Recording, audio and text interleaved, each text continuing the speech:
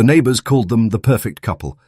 Emily and Daniel Ross, the ones with the trimmed hedges, the golden retriever, and the laughter that floated out of the kitchen window on Sunday mornings. From the outside, they were everything a marriage was supposed to be. Inside, though, silence had started to echo louder than laughter. Daniel had changed, though Emily could never pinpoint when. Maybe it was the promotion 6 months ago, or the way his smile stopped reaching his eyes. He used to bring her coffee every morning. Now he brought excuses. Late meeting, client dinner, new project. She nodded, smiled, and told herself not to overthink it.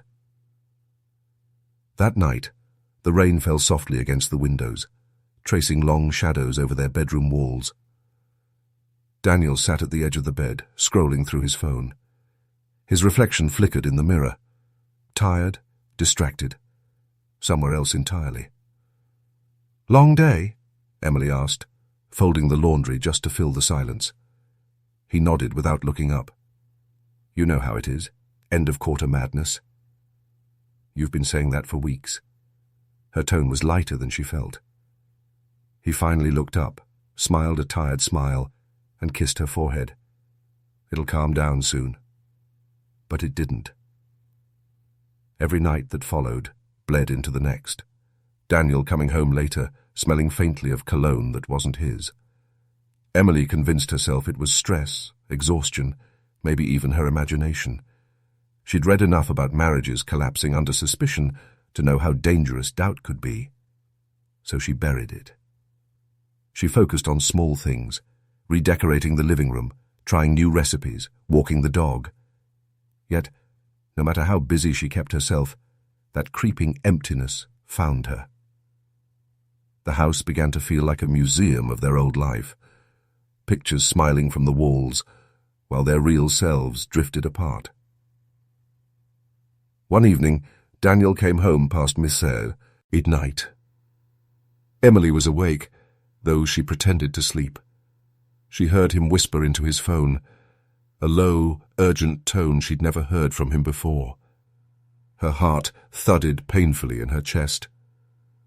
Tomorrow night, same place. The mattress shifted as he sat beside her, the smell of rain and something metallic in his clothes. He brushed a strand of hair from her face, gentle, almost rehearsed, and whispered, "Good night, Em." She didn't move. When his breathing steadied, Emily's eyes opened to the faint glow of his phone on the nightstand. One message flashed across the lock screen before it disappeared. "Can't wait to see you again. Don't forget the plan." Her pulse froze. Plan? She stared at the dark screen, her mind racing with explanations. Maybe it was work-related. Maybe she'd misread it. She told herself not to look further, not to become the kind of wife who snoops through private things. But sleep never came. At dawn, Daniel left for work early, muttering something about a meeting downtown. The moment the door closed, Emily sat up, shaking. The word plan kept circling her mind like a warning she couldn't decipher. She stood in the kitchen, staring out at the garden, the same one they'd planted together the summer after their wedding. The tulips were blooming again, but she didn't feel the warmth of it anymore. The quiet of the house pressed in on her like a weight. Her eyes drifted to Daniel's laptop on the dining table. Still open, the faint hum of sleep mode pulsing like a heartbeat. Emily swallowed hard. Don't. But her hand moved anyway. The screen blinked awake.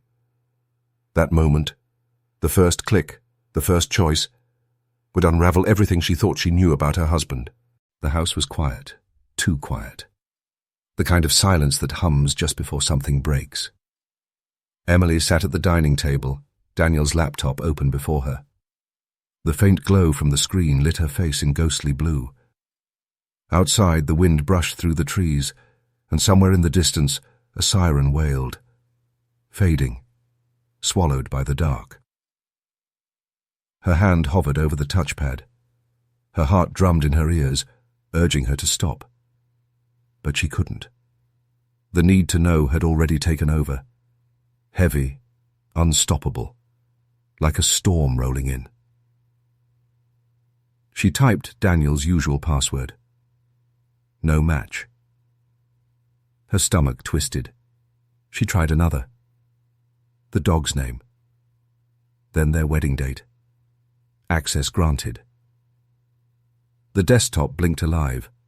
Folders neatly arranged, work spreadsheets, client documents, a few family photos. All normal, too normal, until she saw it.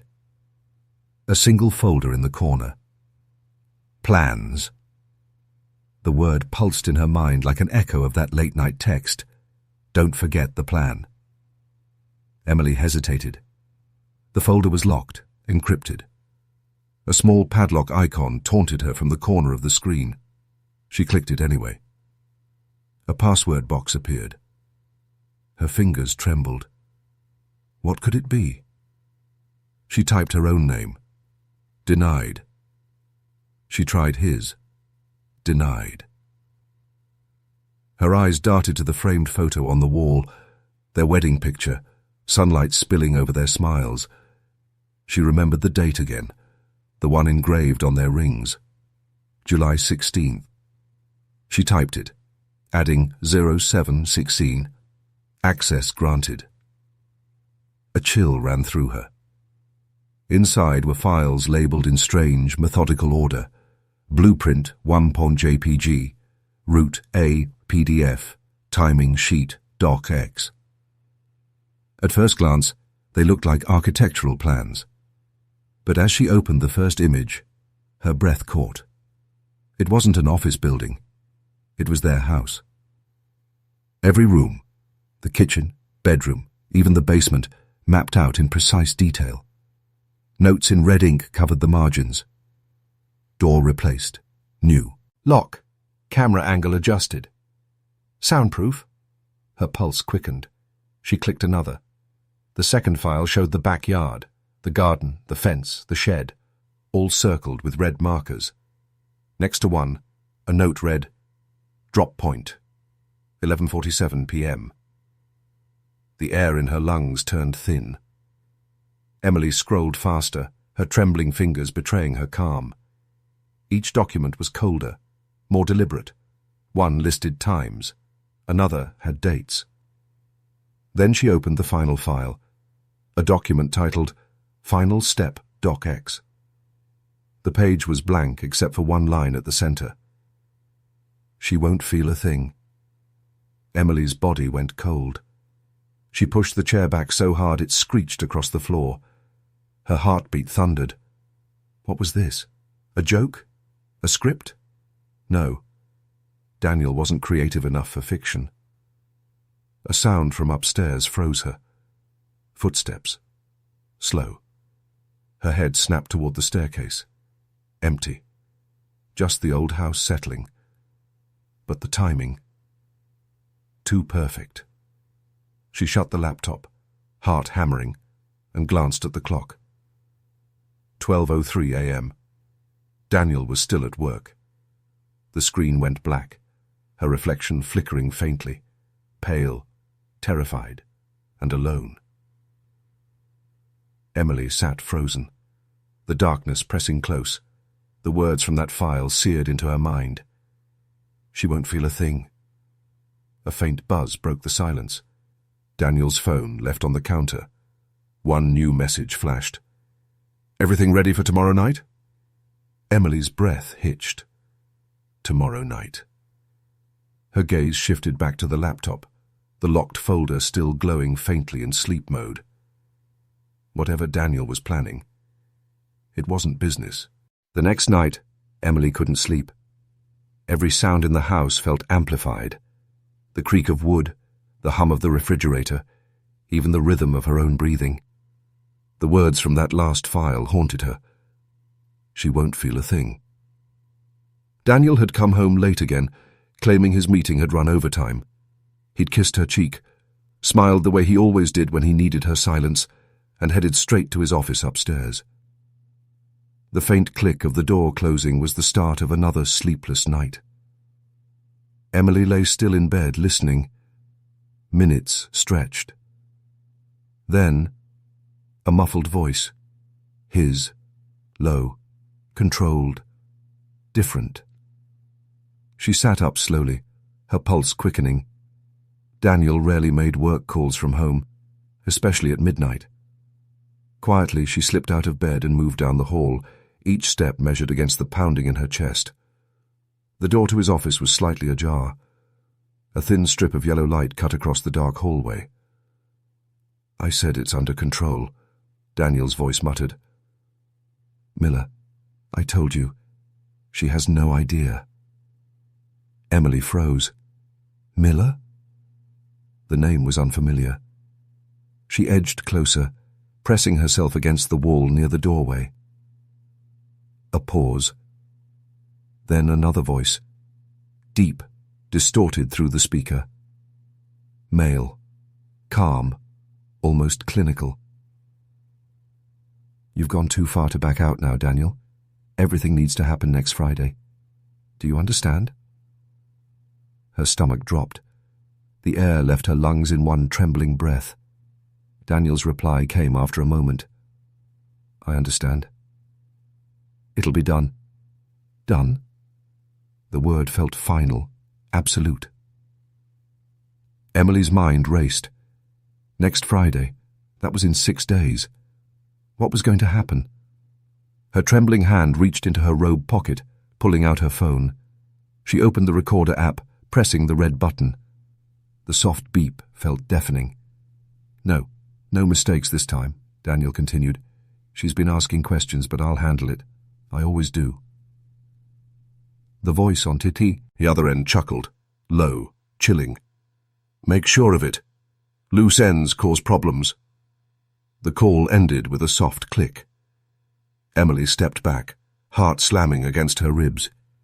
She could hear Daniel moving on the other side of the door, pacing once, twice, then silence. When he finally came out, she was gone, slipping back into bed, eyes closed, pretending to dream. Her phone trembled beneath the pillow, the recording still running. Minutes later, Daniel climbed into bed beside her. He exhaled deeply, resting his arm over her waist, the same gentle touch that once felt safe. Now it felt like a trap. She kept her breathing steady, forcing her body not to shake. The warmth of his skin against hers made her heart ache with confusion and terror. Next Friday. She didn't know what was coming, only that it involved her. As Daniel drifted to sleep, his breathing evened out, the faint buzz of his phone lighting up again on the nightstand. One new message. From Miller. "Remember the payment. No turning back." Emily stared into the dark, her eyes burning. The recording was still saved. Proof, but proof of what? Morning came grey and heavy, clouds pressing low against the sky, as if the world itself shared her unease. Emily hadn't slept. Every time she closed her eyes, she heard that voice again. Everything needs to happen next Friday. Daniel had already left for work. His side of the bed was cold, the faint scent of his cologne clinging to the sheets like a ghost that refused to leave. She sat at the edge of the bed, her phone in her hand, staring at the recording. The voice was clear, undeniable. Daniel and the stranger. Miller. The plan, the payment, the warning. Every word was a blade twisting deeper. She replayed it once more, as if hoping she had imagined it. But the voices didn't change. Daniel's tone, calm, distant, was not that of a husband talking business. It was the tone of a man preparing for something darker. Her eyes drifted toward his office door. She told herself to stay out of it, to wait. But waiting was what had gotten her here, drowning in questions with no answers. The office still smelled faintly of his aftershave and printer ink. Papers lay stacked with his usual precision, yet something about the neatness felt unnatural, like a crime scene scrubbed too clean. On the bookshelf, behind a line of old economics journals, A small leather-bound notebook caught her eye. The edges were worn, the corners bent, used often, handled carelessly. Emily pulled it out. Her name wasn't on it, but the first page held his handwriting, unmistakable, slanted, sharp, impatient strokes. "Some mistakes can't be undone." Her breath hitched. She turned the page. "She thinks I don't know, but I do. Every lie, every look. I see it all now." The words swam before her eyes. She? Was he talking about her? About someone else? The next pages were worse. The affair ruined everything. It changed her, changed me. I tried to forgive, but the images won't stop. The only way out is to end it. Emily's heart began to race. Her hands trembled as she flipped faster, searching for reason among madness. "I dream about it sometimes. How quiet it would be after." She pressed a hand over her mouth, tears burning hot behind her eyes. The handwriting became increasingly erratic, the ink darker, words scratched over and rewritten. "I told Miller I couldn't go through with it. He said I had no choice. If she confesses, I'll stop. But she won't." Her pulse thundered in her ears. It was her, the betrayal he wrote about. He thought she was the one having an affair. "No," she whispered, shaking her head, tears slipping free. "He's wrong. He's completely wrong." Her gaze fell to the last page, half torn, the ink smeared by what looked like a drop of water. Or maybe a tear. "Friday. It ends Friday. No more lies." The words blurred through her tears. Emily stumbled back, clutching the diary to her chest. Her world tilted.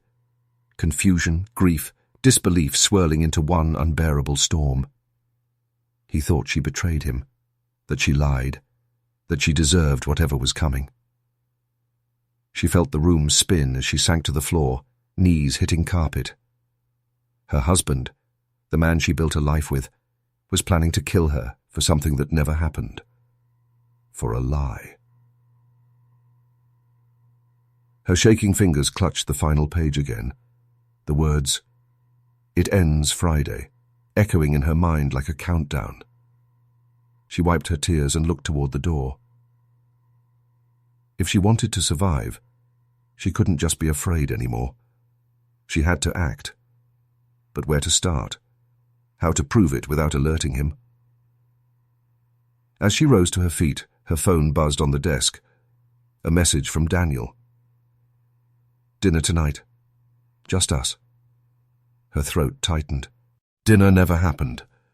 Daniel called an hour before saying something had come up, a client emergency, last minute.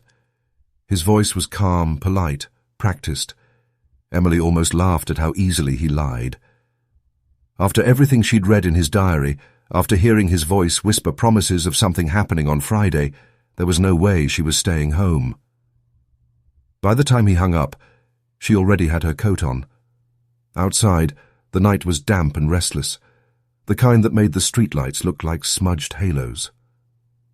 Emily parked 2 blocks from Daniel's office building, her hands clenched around the steering wheel as her pulse kept time with the rain tapping the windshield.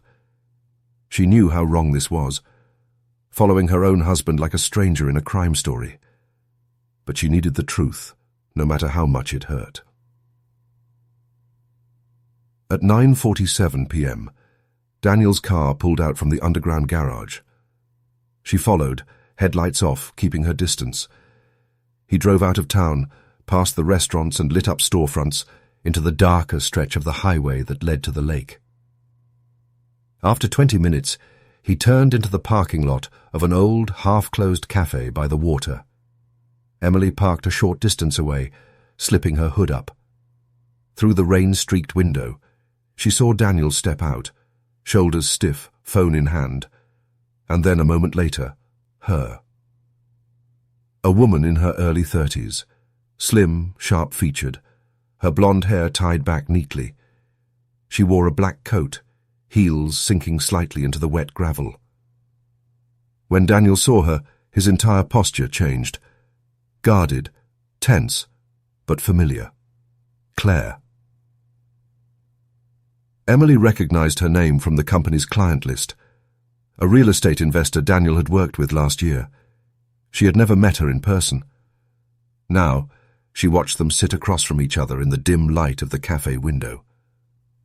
From a distance, it could have been romantic. Two lovers meeting in sake. But their faces told a different story. Daniel looked angry, his hands tight around his coffee cup. Claire leaned in close, whispering something that made him look away. Then Daniel reached across the table, his expression dark. She flinched. Emily's stomach twisted. They argued. Emily couldn't hear the words, but the tension was palpable. Two people bound by something ugly, maybe dangerous. Claire stood abruptly, threw money on the table and walked out. Daniel stayed seated, rubbing his face with both hands, before slamming his cup down and leaving minutes later. Emily sank lower in her seat, heart racing as he drove off in the opposite direction. For a long time, she stayed parked by the water, staring at the empty cafe window where Claire had been. Questions spiraled in her mind. Who was she to him now? What did they plan? And what had she meant by those whispered words? 2 days later, Claire's name appeared in the local news. Real estate agent reported missing. Last seen near Lakeview Cafe. Emily's phone slipped from her hand. The image on the screen, Claire's bright smile, the same face she'd seen through the rain, made her blood run cold. She replayed the memory of Daniel's anger, his clenched fists, the diary's final line, "It ends Friday." Had it already begun? The dread settled deep in her chest, because if Daniel had something to do with Claire's disappearance, she might be next. Morning came like a blade through glass, harsh, cold, and unrelenting. Emily woke to the sound of knocking at the door. Daniel was already downstairs, speaking in his calm, professional tone. But when she saw the uniforms through the stair rail, her breath caught. 2 police officers stood in the foyer. One of them held a small notepad. The other scanned the living room with trained eyes. "Mr. Walker," the older one said, "we're looking into the disappearance of Claire Reed. You worked with her, correct?" Daniel nodded, expression unreadable. "Yes. She was a client. We finished business months ago. What happened?" "She was last seen at a cafe by the lake Friday night," the officer replied. "Your name came up in her recent contacts." Emily froze halfway down the stairs. Friday night, the exact time she'd followed him, the exact night Claire vanished. "I met her briefly," Daniel said smoothly. "She was anxious about a pending deal. Wanted advice. I left after 20 minutes, that's all." His tone didn't waver once. His hands didn't shake. Even his smile, polite, sympathetic, felt rehearsed. The officers asked a few more questions, thanked him for cooperating, and left. Emily lingered at the bottom step, staring at her husband as the door closed. He sighed and turned toward her. "Don't look at me like that." She was unstable, probably just ran off. Emily didn't answer. She wanted to scream, to ask why his story was so perfectly clean, but instead she whispered, "You should rest." When he went upstairs, she locked herself in his study.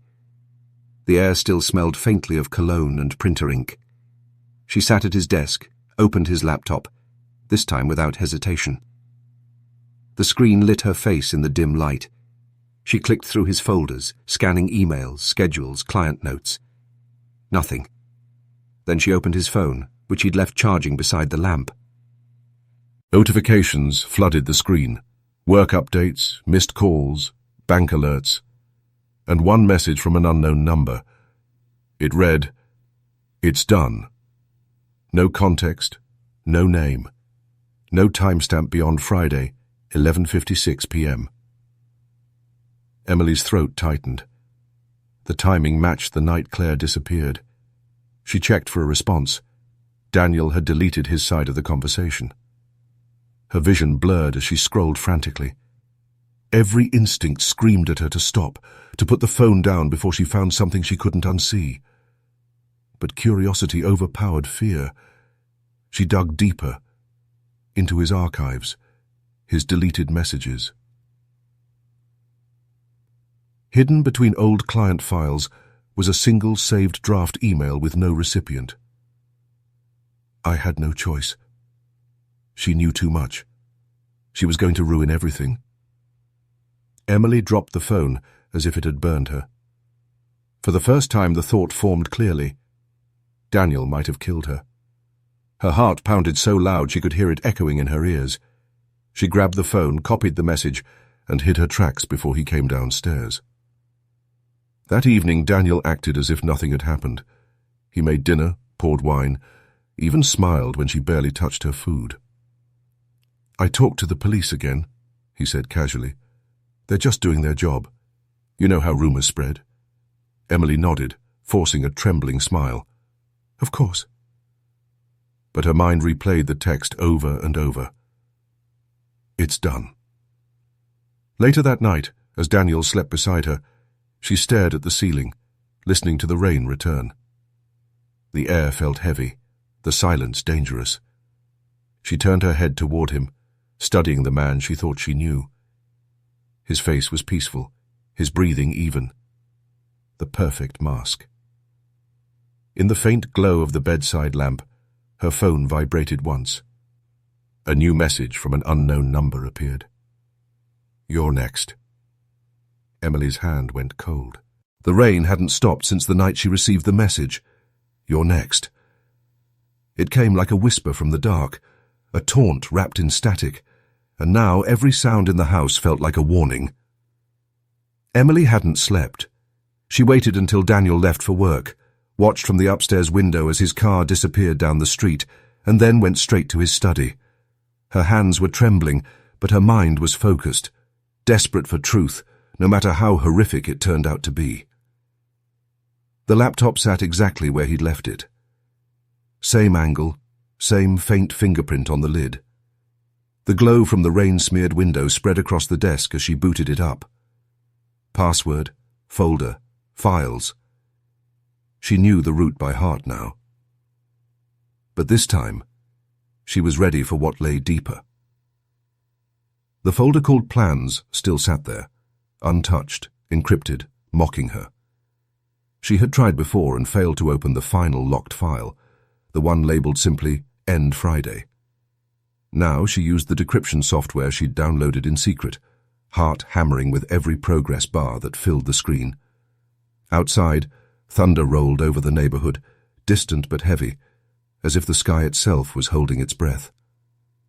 When the lock icon vanished, Emily exhaled, a short, broken sound, and opened the file. It wasn't what she expected, not pictures or blueprints this time. It was a document, cold, structured, meticulous. At the top, sequence EW, her initials. The first line read, Friday, 10 o'clock p.m., sedate via drink, administer within 30 minutes of ingestion.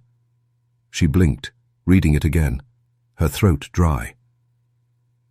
The next lines continued with chilling precision, dosage, timing, disposal methods, clean-up checklist. Each step was written in bullet points, methodical and clinical. To 30 p.m. Confirm no movement. 12 until a.m. Transport via vehicle. Route pre-checked. No cameras past exit 47. 1:50 a.m. Submerge at South River Bend. Coordinates attached. Her hand covered her mouth, suppressing a scream that threatened to tear out of her. Her name was everywhere in that file, not as a note, but as a target. The man she had loved, trusted, and built her life with had planned her murder down to the minute. She scrolled further, reading the lines again and again as if her mind refused to believe them. Then she saw the notes in the margins, handwritten scans of Daniel's scribbles. She suspects too much. Can't risk her talking to the police. Friday must be final. Her body went cold. Friday. That was tomorrow. Emily staggered back from the desk, hitting the corner of the chair. The laptop fan whirred louder, a low hum that filled the silence. Outside, the rain had turned violent, slashing against the glass as lightning illuminated the room. Her reflection in the window looked pale, ghost-like, a woman already half buried. She closed the laptop, clutching her arms tight against her body as she tried to steady her breathing. The betrayal cut deeper than fear. This wasn't random madness. It was planned, patient, practiced. She thought of Claire, her terrified eyes, her sudden disappearance. Maybe Claire had discovered something too. Maybe that's why she died. Emily's pulse quickened. No, she thought, I won't be next. She reopened the file, scanning for any lead, an address, a clue, a way to turn this nightmare against him. Then she saw it, a folder path embedded at the bottom. Siwa, private, Sao, footage. Inside were video files, each dated weeks apart. She clicked one. The footage was grainy. Daniel's office, the same study she stood in now. He sat at the desk, speaking into the camera with eerie composure. Trial 1. Dosage too strong. Adjust by 10 milligrams. Don't want her to feel it too soon. Emily's stomach turned. Another clip. Him passing, muttering about timing, about how to make it look natural. In the final video, recorded only 3 nights ago, he said quietly, Friday is set. No turning back. The file ended abruptly, the rain outside sinking with her ragged breathing. Her mind was spinning. Evidence everywhere. But no time. She had less than 24 hours before Daniel would try to kill her. She copied every file, every video, every note onto a flash drive, and slipped it into her pocket. Then she grabbed her phone, ready to call the police, but stopped. Daniel's voice echoed in her memory. They won't believe you. And deep down she knew he was right. Without proof of intent, without context, it would look like paranoia. The only way to survive was to stay calm. Pretend nothing was wrong. Wait. Watch. Strike first. As thunder rolled across the sky, Emily wiped her tears and whispered to herself, Friday won't end the way you planned.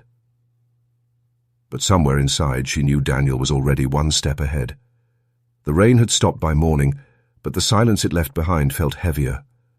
Emily moved quietly through the house, every creak of the floorboards sounding like a confession.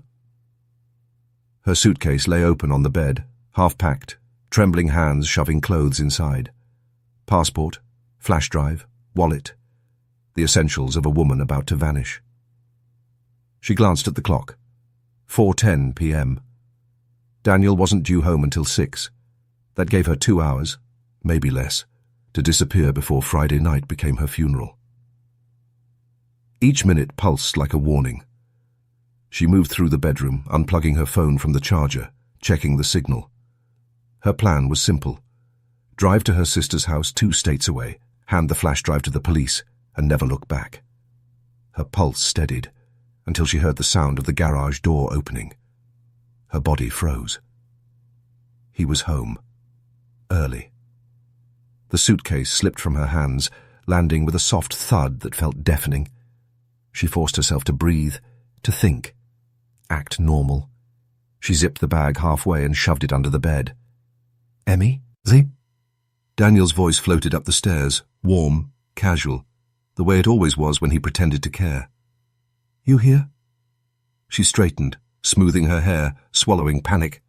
Up here! He appeared in the doorway moments later, rain still glistening on his shoulders, his tie slightly loosened. He smiled, that same gentle curve of lips she'd once loved, now terrifying in its control. You're home early, she said, voice trembling just enough to sound nervous, not terrified. Meeting got cancelled, he said, stepping inside. His eyes scanned the room, lingering on the bed. You packing for something? She forced a laugh. Just sorting clothes. Thought I'd donate a few things. He nodded slowly, stepping closer. The space between them seemed to shrink with every breath. I've been thinking, he said softly, about us. Emily's heartbeat roared in her ears. What about us? He reached out and tucked a loose strand of hair behind her ear. His fingers were ice cold. We haven't been close lately, he whispered. You've been distant, hiding things. She tried to step back, but he caught her wrist gently, almost tenderly. I'm not hiding anything, Daniel. His smile didn't reach his eyes. Then why did you open the folder? Her blood turned to stone. He leaned closer, his breath brushing her ear. You shouldn't have looked. The words slid through her like a knife. She froze, unable to speak. He held her gaze, his voice still calm, too calm. Do you know how long I've planned everything? Every detail? Daniel, she whispered, please. Shh. His finger touched her lips, silencing her. It was supposed to be peaceful. You weren't meant to be afraid. Tears welled in her eyes. She forced herself to stay still, to think. He stepped back slightly, tilting his head. But now, I'll have to adjust. Her mind screamed, run, but her body wouldn't move. Then how? His phone rang. The sharp sound fractured the moment. He looked at it, frowning. I'll deal with this later, he said quietly, and walked out of the room, shutting the door behind him. Emily stood frozen for 3 seconds, then dropped to her knees, dragging the suitcase out. Her hands shook violently as she zipped it shut. There was no time left. She slipped out the back door, rain starting again, the flash drive clutched tight in her palm. But as she reached her car, a chill ran through her. The passenger door was already open. The open passenger door gaped like a silent warning. Rain fell harder, slicing through the dark as Emily froze, breath sharp in her chest. Then she heard it, footsteps, slow, deliberate, behind her. Going somewhere? Daniel's voice cut through the storm, smooth but edged with steel. Emily spun around. His silhouette stood under the porch light, rain streaking across his face. His shirt was damp, his tie gone, his smile gone too. Daniel, please, she whispered. We can talk about this.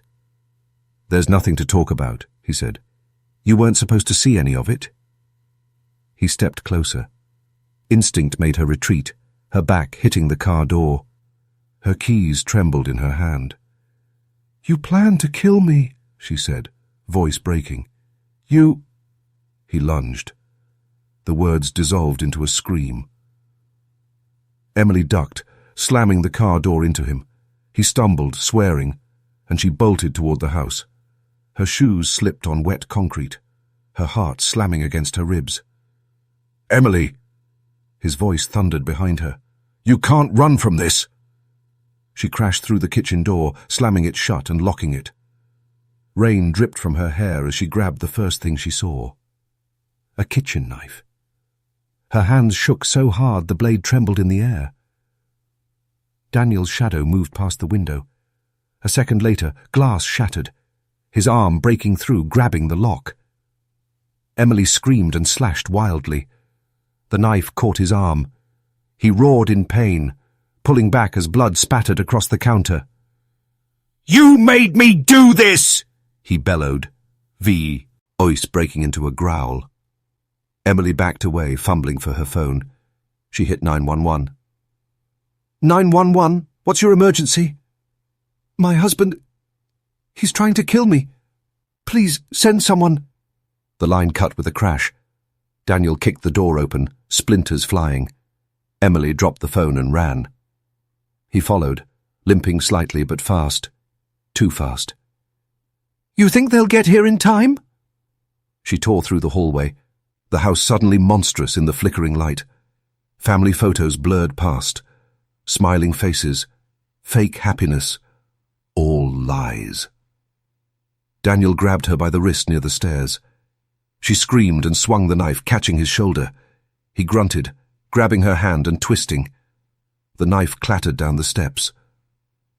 For a heartbeat they were face to face, breath mingling, hatred between them like static. "You destroyed everything," he hissed. "You turned me into this." "No," she choked out. "You chose this." He shoved her back hard. She hit the wall, gasping. His hands reached for her throat, and she kneed him. Hard.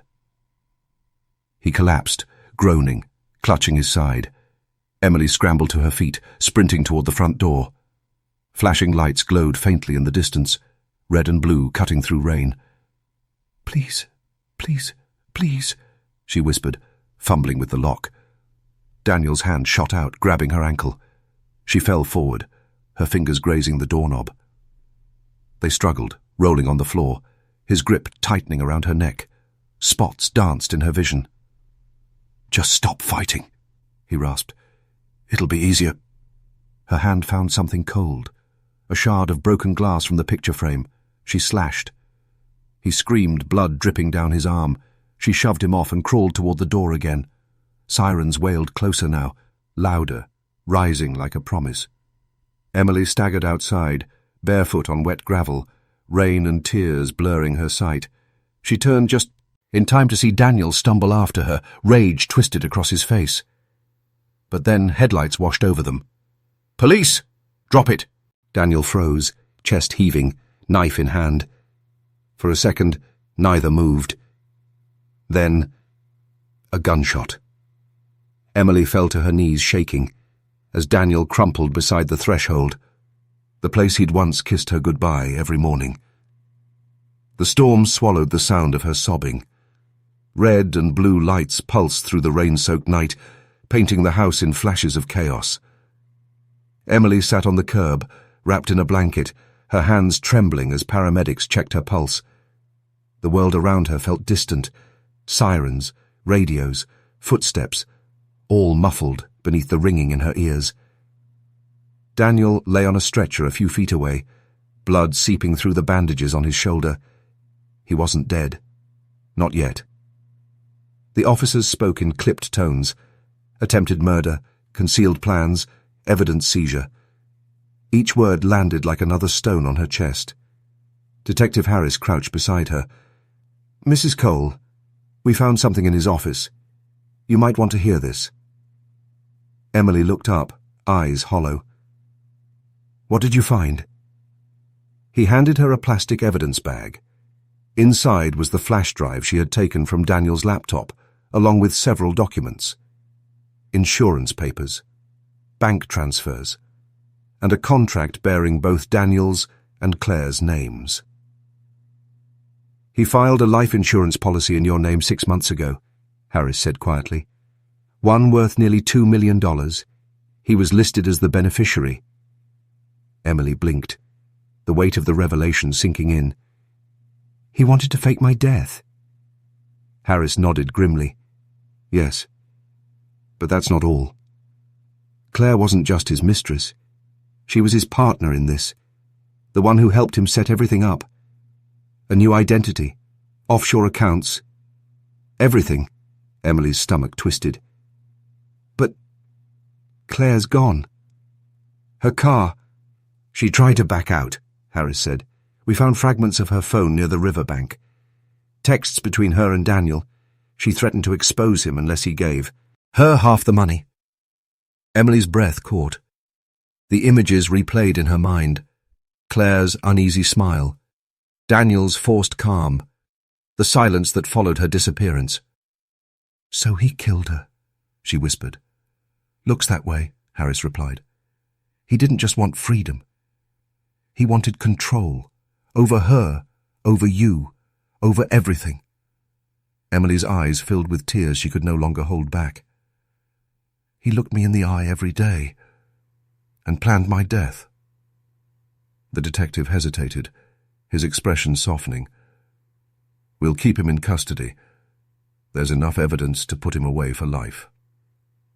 She nodded weakly, her gaze drifting toward the ambulance where Daniel lay under police watch. For a fleeting second his eyes met hers, empty, glassy, but still aware. A faint smirk curled at the corner of his mouth before the doors closed. Emily turned away. The man she once loved had become a stranger, a monster molded by greed and obsession. She clutched the blanket tighter around her shoulders as dawn began to break. The first light touched the wet pavement, illuminating the shattered remnants of their perfect home. Her life had been built on lies, but at least now the truth stood exposed, brutal, undeniable, and final. Yet as an officer helped her to her feet, she caught a glimpse of something else in the evidence box. A second flash drive, unlabeled, marked only with a single word in Daniel's handwriting: contingency. Her breath hitched. The nightmare wasn't over yet. 3 months later, the world knew their names. Daniel and Emily Cole, the marriage that ended in murder plans. Outside the courthouse, cameras flashed like lightning. Reporters shouted questions as Emily stepped from the car, a plain black coat wrapped around her shoulders, her face pale but composed. Each step toward the courtroom felt heavier than the last, not from fear, but from memory. Inside, the air was sterile, humming with whispers and the distant buzz of fluorescent lights. Daniel sat at the defense table, hands cuffed, suit pressed. He looked almost calm, as if none of it mattered. When his eyes flicked toward her, the faintest smirk returned, the same one from the ambulance that night. The judge called the session to order. The prosecutor began, voice steady and sharp. "Ladies and gentlemen of the jury, this is not a case of passion. This is premeditation, meticulous, methodical, and merciless." Every word seemed to echo off the walls. Emily sat in the front row, clutching her statement. Her pulse throbbed against the paper. Hours turned into days. Evidence stacked higher. Photographs, the blueprints from the plans folder, the encrypted messages, and finally the recordings. The courtroom fell silent as Daniel's voice played through the speakers. "Everything will happen next Friday." Gasps rippled through the crowd. Daniel's lawyer tried to argue insanity, stress, manipulation, anything to paint him as a victim of his own mind. But the facts were unrelenting. Insurance policies, money transfers, the forged travel documents under new names, Daniel Miller and Claire Ross.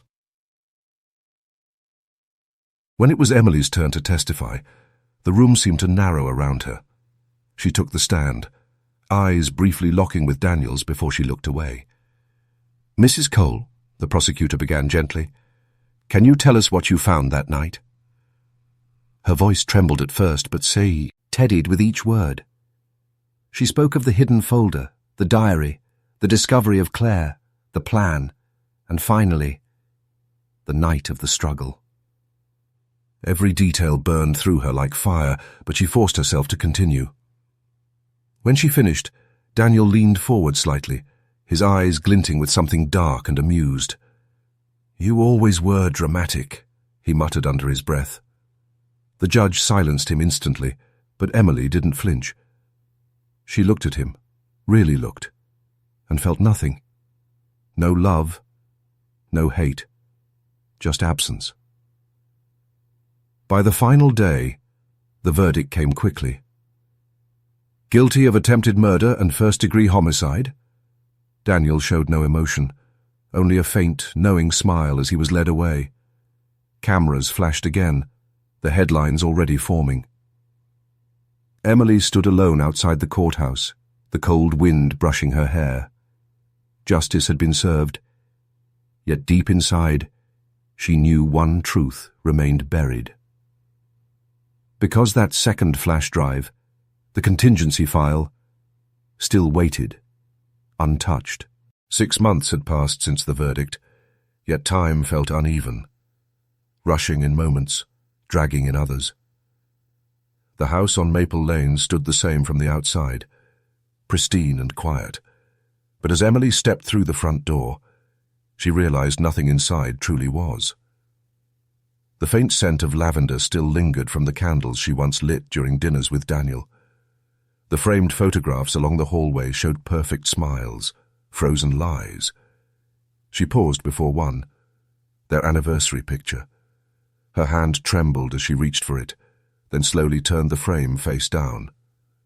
Dust floated through the still air, catching the sunlight that spilled across the floor. Every creak of the wood made her flinch. It wasn't fear anymore, just the ghost of it, echoing softly. She walked into the living room, the same room where the fight had happened. The rug was new, the walls repainted, yet she could still feel the echoes of her own heartbeat from that night. The breathless panic, the sound of sirens, the cold metal of the phone in her trembling hands. Now, silence. Emily set her bag down and opened the window. The breeze carried in the scent of rain-soaked earth. She breathed deeply, grounding herself in the present. For the first time in months, she felt something close to peace. Fragile, but real. From her coat pocket, she pulled out a folded piece of paper. A letter she had written weeks ago in therapy, one she hadn't yet had the courage to read aloud. Her handwriting was uneven, but steady enough to hold meaning. Never doubt your instinct again. The quiet voice inside you is not paranoia. It's protection. A tear slid down her cheek as she finished the line. She pressed the paper to her heart, then tucked it inside a small box on the shelf, next to the flash drive labeled Contingency. She hadn't opened it. Not yet. Maybe she never would. Her phone buzzed softly. A message from Detective Harris. "Glad you're settling in. The past is behind you now." Emily typed back, "Thank you. I'm finally home." As she hit send, her reflection caught in the window pane. Older, quieter, but stronger. Outside, the clouds were clearing, the storm finally breaking apart into threads of gold. She closed the window gently, leaving the past inside and stepping toward the light. Because this time, the silence didn't scare her. It set her free.